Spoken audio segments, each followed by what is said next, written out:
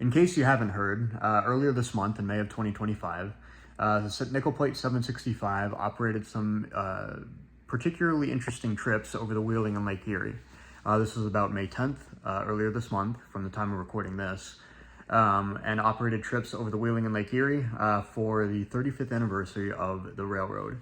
The entire railroad was shut down, giving all employees the opportunity to ride behind 765 on these special employee appreciation trips, which was a very fun experience. I did not ride. Was blessed to know about this ahead of time, and thus was able to plan my Saturday in joining up with a few of my friends to go and witness 765 on the Wheeling for the first time, and I think since 1983. So this is something that I'd never experienced before, as well as pretty much everybody that I was with. And it turned out to be a very fun day. Really had a lot of fun. Being private trips and coordinated in a very particular way, I was not needed for volunteering that day. And as such, I'm not an employee of the Wheeling and Lake Erie, so I also didn't ride that day. So I was limited to photo and video that day, but I really did enjoy the time. It was one of my favorite days chasing trains that I've ever seen, or ever had the joy of experiencing. So this video will be the clips and some of the photos that I got from that. What I'm going to do is narrate each clip before I show it. So you'll have the context, and then I'll play the clip and then narrate the next one and move on until we reach the end of what I have for that day. So a little bit of a different video format, but hopefully it works out pretty well. And I think having the context will kind of better explain the day, and it'll make a little bit more sense. So that's what we do. So these trips were pretty particular in the way that they were set up to be run. Basically, 765 was leading a set of passenger cars, which included cars from Fort Wayne Railroad Historical Society, the two elephant cars, or the first class open air cars, rather, which we kind of informally call them the elephant cars because they're former Ringling Brothers elephant transportation cars. Wonderful cars, by the way. I've had the pleasure of seeing both of them. Both of those, the Pullman Kichigami Club, which is one of the newer acquisitions from Fort Wayne, as well as the Wheeling and Lake Erie's theater car on the end, and in the middle, mixed into all of those, were four former Canadian National passenger cars on loan for those trips from the Age of Steam Roundhouse Museum. So it was, I believe, 8 passenger cars plus the tool car, the auxiliary tender behind 765, and then a Wheeling and Lake Erie diesel locomotive pointed in the opposite direction of 765. So these trips were, there were just 3 of them, 9 o'clock, 12, and 3 o'clock in the afternoon on that Saturday, May 10th. And so given that, and given the fact that 765 would of course only be leading in one direction, the folks that I was with had pre-scouted some from some photography and video locations, which I was just along for the ride for. I was kind of just, I wasn't really contributing much other than just conversation, and that was just about it. And I was just there recording on my phone. I didn't have any sort of professional camera or anything like that. I did initially try to film part of the day with an 8mm film camera. Unfortunately, that didn't end up working out. Just the camera was acting up a little bit. I mean, it's an old piece of machinery, so I'll have to have that service, and I'll have to try this again whenever I get the next chance to. But I'm not too upset about that, because if the 8mm camera worked, I wouldn't have been able to get the video that I did get with my phone here, which I'm very happy that I did get what I got, because I got some really good, at least one really good video that I'm very happy with, which we'll look at the end, and a couple of good photographs, or at least 1 or 2 that I'm pretty pleased with. So overall, the day went really well. But the way that these trips were run, again, just being 3 of them, and given the area that they were running, like the terrain and topography and land that they were running through, did not really make an easy trip to chase. So what we did was we just kind of set our sights on the more realistic side. So we decided that we were going to do one shot outbound with 765 leading, and then one shot on the return with the diesel leading in the opposite direction, which did end up working out pretty well. We were able to get enough photo and video. We were all pretty satisfied, and everybody in our little group was pretty satisfied with what we got. So no complaints from any of us. Of course, we would have liked to do more, it just wasn't really practical. So we aimed for quality over quantity, and were pretty realistic, but came out pretty well on top. Nobody was really upset, so that's certainly good. So at the beginning of the day, we were able briefly to link up with some other friends and volunteers from the Fort Wayne Railroad Historical Society, and we were able to get just a few clips, or at least I was able to get a few clips of 765 moving around Brewster, which is the point of origin of the trip, and just watch the engine link into the train, and basically just set up for the trips. So the first several clips are of that.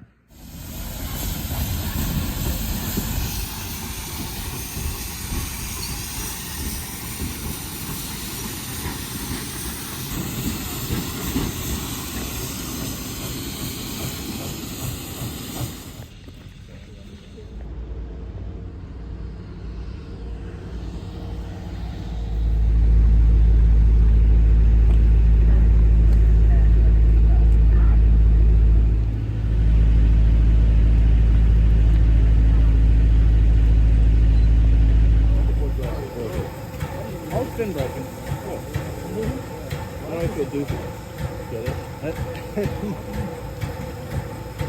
so fun. Thank you.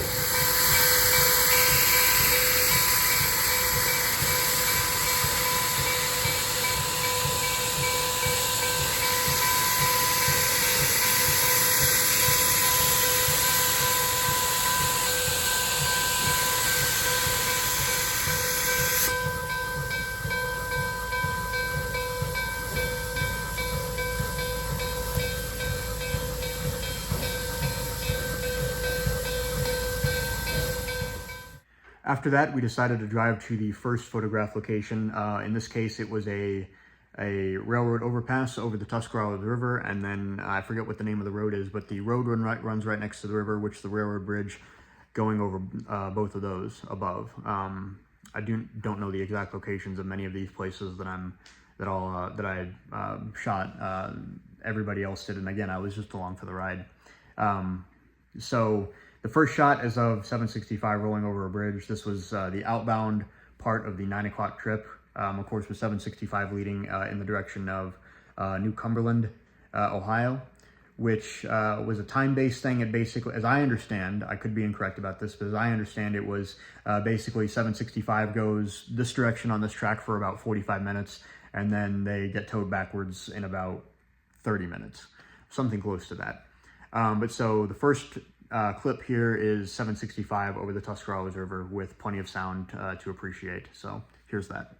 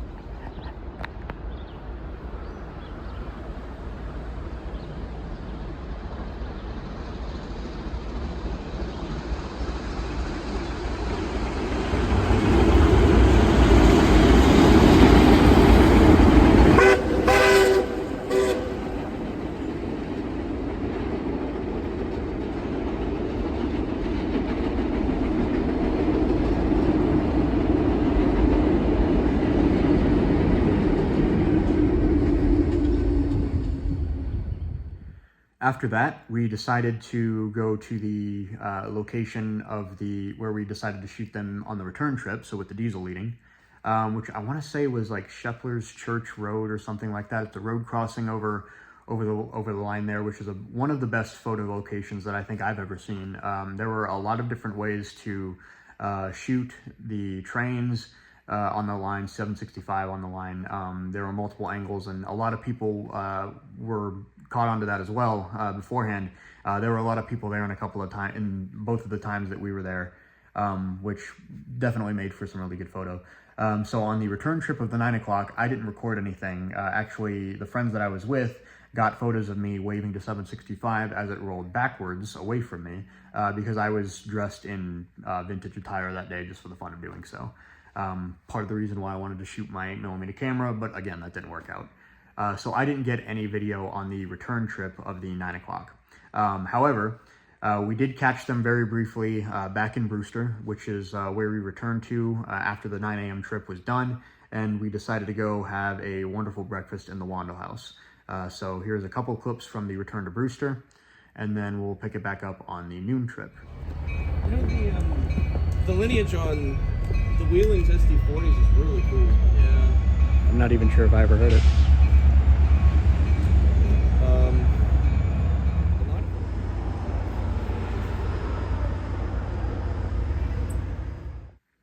So after breakfast, we went back out and went back to the same location at Shepler's Church Road or whatever it's called, and decided that that was going to be our second location for the 12 p.m. outbound trip. So again, 765 leading, which turned out to be a fantastic location. What most of us ended up doing, we decided to stand really close, not too close, but close to the point of intersection between the railroad right-of-way and the road, which I really liked, as you'll see in this clip, because the way that I shot it, and you'll see my friend Adam's shoulder in the bottom corner, I couldn't get him completely out of it because I was trying to watch the train and not watch it through my phone. But anyways, it was a really nice location because the 765 would emerge from basically tree cover far off in the distance, and then it was around a gentle left-hand turn and then a straight shot right to where we were standing at the crossing, which I think made for a really cool video, as you'll see. So I should also mention that everything before this point of that day, I recorded in 1080p at I think 60 FPS. Everything from this point on is recorded in 4K at 24 FPS. So I was playing around with my camera on my phone just a little bit. Usually I've just left it at 1080p and 60 FPS, which I believe is what is being recorded right now. So might look a little bit different, and I understand that that's visually jarring, or at least it can be visually jarring if I was trying to put together a nice, smooth, seamless video, which is not really my goal here. So if it looks different, that's the reason why. I like the way that it turned out. I might do more of that when I go chasing and shooting trains like this in the future. So if it looks different, that's the reason why. But so here is the outbound portion of the 12 o'clock trip.